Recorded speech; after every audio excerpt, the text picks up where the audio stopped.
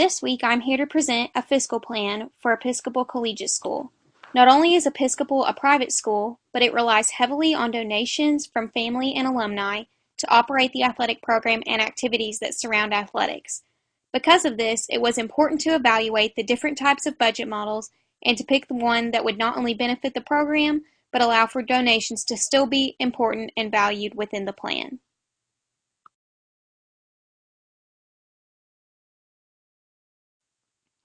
When choosing a budget model for Episcopal, I looked at the past budgets for the program, the models followed in the past, and what the school needs from a fiscal plan in the future.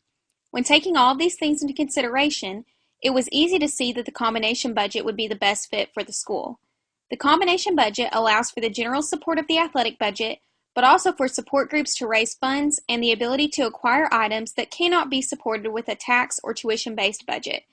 In this system, the Booster Club can make major contributions to the program, such as the addition of a practice field or funding of a new sports team.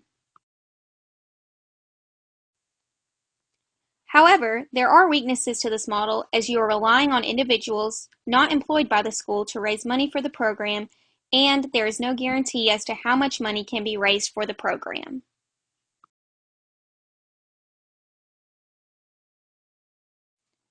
At the school I am currently employed, there are families and friends in place that want to help the school better themselves through their financial efforts. By using this type of model, I would be able to attract donors that have a special interest in athletics.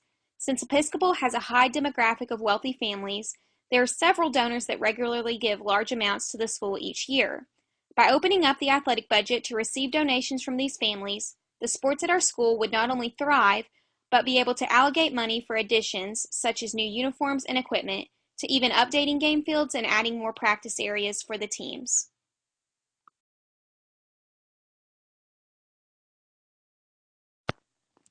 The combination budget model reflects the purpose of not only the athletic program, but the school as a whole. At Episcopal, those who are employed by the school are always working to have past and current families, friends of the school, and members of the community to find a program within the school that they want to support, and to give money to that program. Being a private school, Episcopal thrives on donations, but those in leadership roles do not want someone giving to a program that they don't want to support.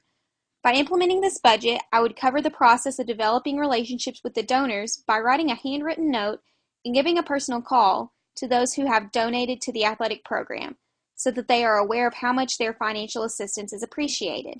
By embodying this practice, I would also be able to hold up the school's philosophy of respect and responsibility, which are foundations of the establishment. Another objective of the athletic program is to provide each sport with some type of development each year. This could range from new uniforms for the soccer team to new nets for the tennis courts.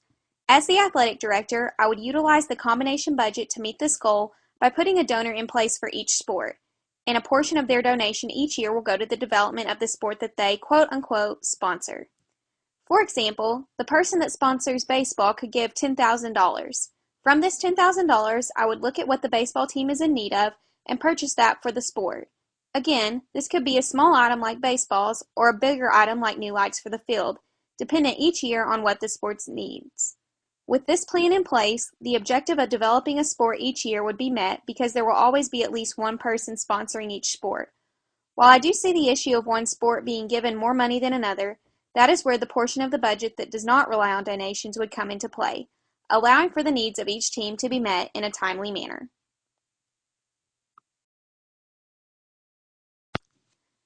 The last objective that would be a major part of the fiscal plan would be coaching development.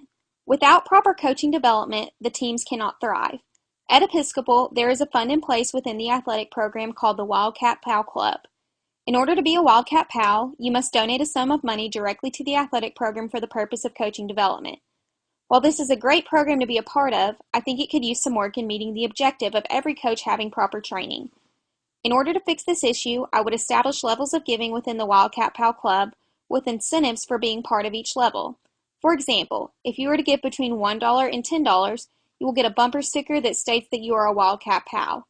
However, if you donate $1,000 to $2,000, you will have your name featured on a banner within the gym stating that you are a Wildcat PAL.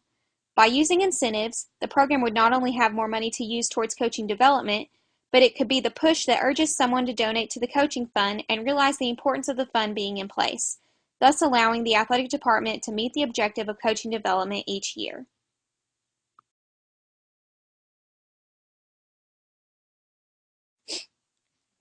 At Episcopal Collegiate School, the athletic department has a policy in place which states that the monies donated to the school, if allocated to the athletic program, must go to the athletic program, and if they are allocated to a specific team within the program, they must go to that team. This is a policy that I would like to keep in place because it shows that those who are giving to the school that the program will use their money in the way that they asked, and it allows for those who feel drawn to the program or a specific sport to provide financial support efficiently. When someone donates to a program and their funds are not used in a way that they ask, this could deter those individuals or others to shy away from donating to athletics in the future. However, if the continued donors see their money at work, this could not only increase their donations in the future, but encourage others to give to the program or a specific team in the future as well.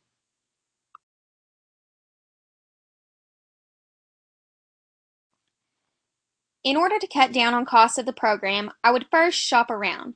Oftentimes, athletic programs get caught up in buying from the same distributor, which could increase costs and cause the program's goods to not be of the highest quality.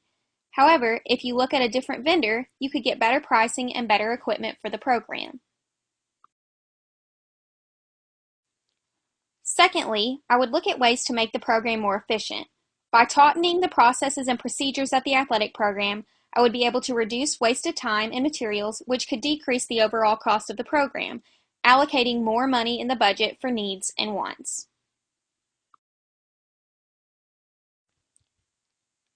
Lastly, I would utilize technology to cut down on costs. In the world of athletics especially, there are many apps that can cut down the cost of paper, tapes for video purposes, and other physical needs of the program. For example, Episcopal uses the Huddle app, which allows for almost every sport to keep track of statistics, scores, and even record game film, which significantly decreases the cost of paper products each year. By employing these techniques, I would not only cut down on the overall cost of the budget, but allow for the program to be run more efficiently.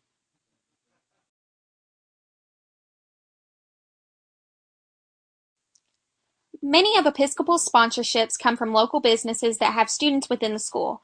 For example, there are 3 dads who have sons that play football for our school, and they own an orthopedic medicine company in downtown Little Rock. Because of the nature of their company and the fact that their sons are involved in sports within the school, Episcopal has received major sponsorships from this company in order to help out with the athletic program. Every March, the school holds an event called the Wild Game Dinner, and this orthopedic company is the main sponsor of the event. The funds raised through the dinner go directly to the athletic department and the development of the coaches within the program. So this particular business enjoys and wants to be involved in the athletic department development. Fundraising success at Episcopal has always been a huge benefit not only to the athletic program but to the school as a whole. This past fiscal year, the annual fund, which is a year-long fundraiser that the school holds, had a goal of $525,000, and it was surpassed at $575,000. The annual fund is evenly distributed to all programs within the school, which helped the athletic program's budget tremendously and also allowed for the beginnings of a tennis court construction to begin. While outside fundraising could be a major issue for most schools, Episcopal has a very strong families and friends base that allows for the school to count on certain donations to come in each year, thus making the budgeting process easier. By utilizing the outside sponsorships already in place, the fiscal plan that I've developed would thrive on the help of those who are already a part of the school and strengthen ties to the community when those outside of the school see the businesses and individuals that sponsor the school and the athletic program.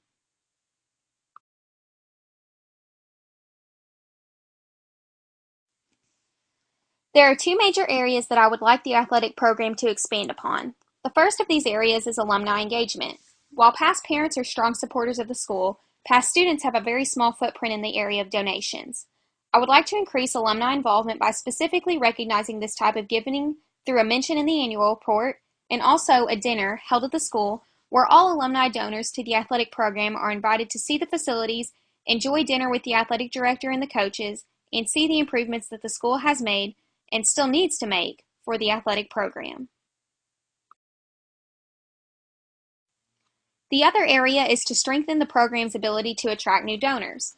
While consistent donors are absolutely important to the program, without the recruitment of new donors, the program will eventually come to a halt in regard to financial assistance. In order to do this, I would start a branded campaign that is tailored to the donors. For example, any new donor would receive one set of 2 tickets to a home game of their choice, free concessions at the game, 2 Episcopal Athletics t-shirts, and 2 Episcopal bumper stickers. While this may seem like a small incentive, it allows for those who have not yet given to the program to reap a reward for their donation and also show their support of the program by attending an athletic event.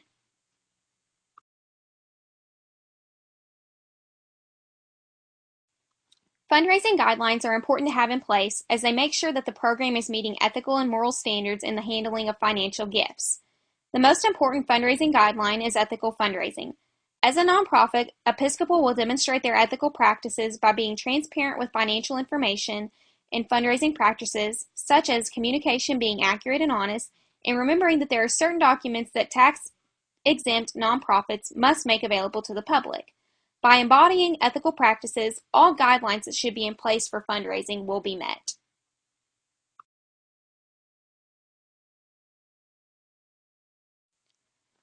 While a fiscal plan can be tiring and burdensome to the athletic director, it is absolutely necessary to the success of the athletic program.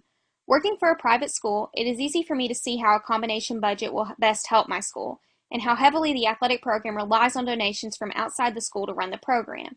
By creating a fiscal plan, I was able to better understand the practices that must be present within an athletic program each year and how to manage the athletic program better.